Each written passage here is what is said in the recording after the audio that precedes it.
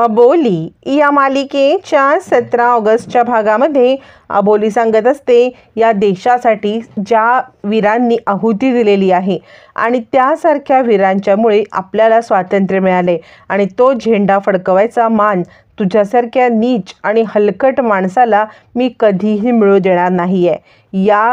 या चाळीचा मुलगा तोच इकडे येणार आणि तोच या सगळ्यामध्ये आता झेंडा फडकवणार, तुझी लायकी नाही आहे। यावर ते श्रेयस म्हणतो, हो का, इतकं सगळं जे काही बोलत आहेस तर कुठे आहे या चाळीचा मुलगा, आहे तरी कुठे?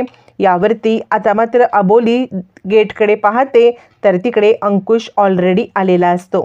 अंकुश आल्यावरती अबोली आता श्रेयसकडे पाहते आणि त्यावरती अंकुशच्या सोबत असलेल्या इन्स्पेक्टरला श्रेयस म्हणतो, हे काय, तुम्हाला कोर्टाचे आदेश आहेत ना, कोर्टाच्या आदेशाप्रमाणे वागा, नाहीतर तुमची नोकरी जाईल। असं कसं, याची बेल जर का कोर्टाने नामंजूर केलेली आहे तर तुम्ही ह्याला इथे कसं आणू शकलात, असं म्हणत आता मात्र श्रेयस इकडे पोलिसांना विचारत असतो। पोलीस म्हणतात, नाही, आम्ही कोणतंही चुकीचं काम करत नाही आहोत। खरं तर कोर्टाचा आदेश आहे की या सगळ्यामध्ये अंकुश सरांच्या घरची झडती घ्यायची आहे आणि त्यामुळे आम्ही इकडे आलेलो आहोत त्यांच्या घराची झडती घेण्यासाठी। या उपर कोणतंही चुकीचं काम आम्ही काही करत नाही आहोत, असं म्हणत आता ते श्रेयसला चांगलीच चपराक देतात, कारण हे काहीही झालं तरी अंकुशच्या प्रामाणिकपणावरती ठाम विश्वास असणारे पोलीस ऑफिसर असतात। तोपर्यंत मग मात्र अंकुश झेंडावंदन करायला येतो। अबोली आणि अंकुश यांच्या हस्ते 15 ऑगस्टचं झेंडावंदनाचा प्रोग्राम पूर्ण होतो आणि आता दोघं जण झेंडावंदन करतात। त्यानंतर अंकुश पोलिसांचे आभार मानतो आणि तो म्हणतो, खरंच तुमचे जितके आभार मानू ना तितके थोडे आहेत। तुम्ही या सगळ्यामध्ये आम्हाला झेंडावंदन करण्याचा जो आज काही मान दिलात ना त्यासाठी तुमचे आभार। पोलीस म्हणतात, नाही, तुम्ही माझे आभार वगैरे मानू नका, खरं तर तुम्ही आमच्या डिपार्टमेंटचे खूप प्रामाणिक ऑफिसर आहात आणि तो प्रामाणिकपणा आम्ही पाहिलेला आहे, त्यामुळे कोणत्याही बाबतीत तुम्हाला अडवण्याचा आम्हाला काहीच हे नाही आहे। खरं तर आम्हाला तुमचा अभिमान वाटतो, आमचा नाईलाज आहे म्हणून आम्हाला घराची झडती घ्यावी लागत आहे। अंकुश म्हणतो, नाही, तुम्ही तुमचं काम करा। तोपर्यंत पोलीस आता झडती घेण्यासाठी अंकुशच्या घरात येतात। अंकुश मात्र सगळ्यांची त्या वेळेमध्ये भेट घेतो आणि भेट घेत असताना अंकुश मात्र सगळ्यांना आता सगळं समजावून सांगत असतो। तो अबोलीला सांगत असतो, अबोली तू रडू नकोस, कारण तू रडलीस तर आम्हाला कोण सावरेल, हे घर तुझ्या भरोशावरती आहे। तोपर्यंत आता मनवा पण रडायला लागते। मग आता अंकुश राघूला म्हणतो, राघुडी या वेळेला तुझी रक्षाबंधनचं मी नाही करू शकत, ही पहिलंच वर्ष असेल की रक्षाबंधनला मी इथे नसेन। खरं सांगू का, तर तुझं रक्षाबंधन करण्याची मला खूप इच्छा होती, असं म्हणत आता मात्र इकडे अंकुश सगळ्यांना समजावतो।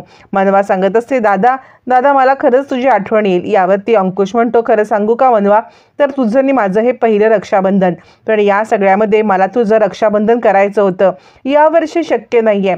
नियतीने जर का मला कधी पुन्हा चान्स दिला ना तर तुझं रक्षाबंधन मी नक्की करणार, तू कोणत्याही प्रकारची काळजी करू नको, असं म्हणत अंकुश आता मनवाला समजवत असतो। आणि रमा तू रडू नकोस, रमा रडायला लागते। त्यावरती अंकुश म्हणतो, हे बघ, माझ्याकडून चूक तर झालेलीच आहे ना, त्या चुकीची मला शिक्षा मिळायलाच पाहिजे। आता त्या चुकीची किती शिक्षा मिळते, काय शिक्षा मिळते, हे सगळं बघणं आता काम आहे। तुम्ही बिलकुल काळजी करू नका, या चुकीची मला जी शिक्षा मिळेल ती शिक्षा भोगायला मी तयार आहे, असं म्हणत अंकुश येणाऱ्या प्रत्येक शिक्षेला समोर जाण्यासाठी तयार असतो। सगळ्यांना समजावून अंकुश चाळीच्या बाहेर पडतो। तोपर्यंत श्रेयस इकडे इन्स्पेक्टरची भेट घेतो आणि या अंकुशला काहीही करून ताबडतोब जेलमध्येच अडकवून ठेवण्याची व्यवस्था करा, असं इन्स्पेक्टरला सांगायला लागतो। इन्स्पेक्टर म्हणतात, हे बघा, तुम्ही जरी म्हटलात ना की या अंकुशला जेलमध्ये अडकवा, तरी प्रॅक्टिकली ते आम्हाला शक्य नाही आहे, कारण या सगळ्यामध्ये अंकुश आमच्या डिपार्टमेंटचा एक प्रामाणिक ऑफिसर आहे, त्याला आम्ही अशा पद्धतीने अडकवून ठेवू शकत नाहीये। यावरती श्रेयस म्हणतो, असं कसं तुम्ही म्हणताय, या सगळ्यामध्ये अंकुशला जर का अडकवायचं नसेल तर तुमची सगळी प्रकरणं मी बाहेर काढीन। पोलीस इन्स्पेक्टर म्हणतात, कशाबद्दल बोलताय तुम्ही?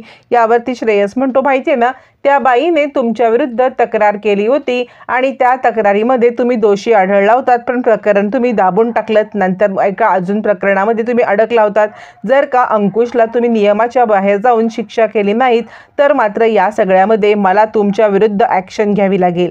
तुम्ही अडकणार नाही याची काळजी मी घेईन, तुम्ही काळजीच करू नका, असं म्हणत इन्स्पेक्टरला आता तिकडे तो मॅनेज करत असतो. तोपर्यंत अंकुश निघून जातो. अबोली हतबल होते. मनवा तिला समजवत असते, वहिनी जर का तूच हार मानलीस तर आम्ही कुणाकडे पाहायचं आहे? तू हार मानू नको, आम्ही सगळे तुझ्याकडे खूप मोठ्या आशेने बघतो. त्यावरती आता मात्र अबोली हदरलेली असते. अबोली रडत असते. त्याच वेळेला श्रेयस तिकडे येतो आणि आता तो नीतावरती चिडलेला असतो. नीता तू काय आता माझ्या प्रेमाची शत्रू झालीस का? नीता म्हणते अरे मी काय केलंय? यावरती श्रेयस म्हणतो तू न तिकडे राहून तू त्या अबोलीची साथ देतेस का? नीता म्हणते नाही रे, पण श्रेयसला काय होतं माहीत नाही. तो आता नीताला एका गोणीमध्ये पॅक करून तिला आता शिक्षा द्यायला लागतो. तिचे हातपाय बांधतो. नीता म्हणते मी काय केलंय? यावरती श्रेयस म्हणतो तू जे केलंस ना त्याची तुला शिक्षा मिळणार. बहुतेक श्रेयसला नीता ही अंकुशची बहीण आहे आणि तिने आपल्यापासून हे सत्य लपवून ठेवले असं समजल्यामुळे तो आता इकडे नीतावरती चिडलेला असतो आणि नीताला आता पूर्णपणे त्याच्यामध्ये पॅक करून तिला बांधून ठेवण्याचं काम करत असतो. नीता म्हणते अरे ऐक तरी, मी खरंच काही केलेलं नाही, या सगळ्यामध्ये तू मला का अडकवतोयस? यावरती श्रेयस म्हणतो नीता याची शिक्षा तुला भोगावी लागणार म्हणजे लागणार, असं म्हणत नीताला तो आता बंद करतो, एका गोणीमध्ये बांधतो. नीता आता ओरडत असते मला वाचव, मला वाचव श्रेयस, मी काही नाही केलेलं आहे. पण श्रेयस ऐकत नसतो. शेवटी कुकर्माची शिक्षा ही मिळतेच. अशा ना तशा प्रकारे नीताला आता जरी श्रेयसने चुकीच्या पद्धतीने शिक्षा दिली असली तरी नीता त्याच लायकीची असते. नीताला बंद करून श्रेयस म्हणतो आता तू मला माफ कर, कारण अबोलीला जर मला मिळवायचं असेल तर मला हे करावंच लागणार, तुला मी सोडणार नाही नीता, असं म्हणत चिडलेला श्रेयस गोणीमध्ये पॅक करून बांधून नीताला एका कोपऱ्यात बसवून ठेवतो. तोपर्यंत इकडे आता राघू म्हणत असते वहिनी तू काय करायचं हे मी तुला सांगते. तू सगळ्यात पहिलं एक काम कर की आतल्या रूममध्ये जा, त्या रूममधून तुझं आणि दादाचं सगळं सामान बाहेर काढ आणि निवांतपणे बाहेर येऊन राहा. त्या निमित्ताने का होईना मला आणि क्रिशला थोडी तरी मोकळीक मिळेल. असं म्हणत निर्लज्ज राघू आपला भाऊ जेलमध्ये गेलाय. ज्या भावाच्या जीवावरती आपण जगत होतो इतके दिवस, तो भाऊ जेलमध्ये गेलाय तरी निर्लज्जपणे हे आता अबोलीला सांगत असते आणि ती सांगत असते क्रिश आपलं सामान आत ठेवूया. क्रिश जरा चिडतो. तोपर्यंत रमा येते. अगं काय बहीण आहेस की वैरीण? आत्ता तर अंकुशला पकडून त्यांनी नेलं आणि तुझं काय चाललंय? तू या सगळ्या प्रकरणामध्ये लगेच आतली जागा मागतेस? अगं तुला जरा लाज लज्जा शरम यावरती आता इकडे राघू म्हणते आई का मला लाज लज्जा वाटेल? तुम्हाला कोणाला तरी माझ्या या सगळ्यामध्ये काहीतरी विचार आला का? की या सगळ्यामध्ये कुणीतरी माझा विचार केला का? की माझ्या मनाला काय वाटते या सगळ्यामध्ये मी काय विचार करते? हा विचार जर का तुमच्या मनात येत नसेल, तुम्ही खरं तर सगळ्यांनी मिळून मला सांगायला पाहिजे होतं की राघू तुझं लग्न झालंय, तुला एकांत मिळत नाही आहे तर तू ती रूम वापर.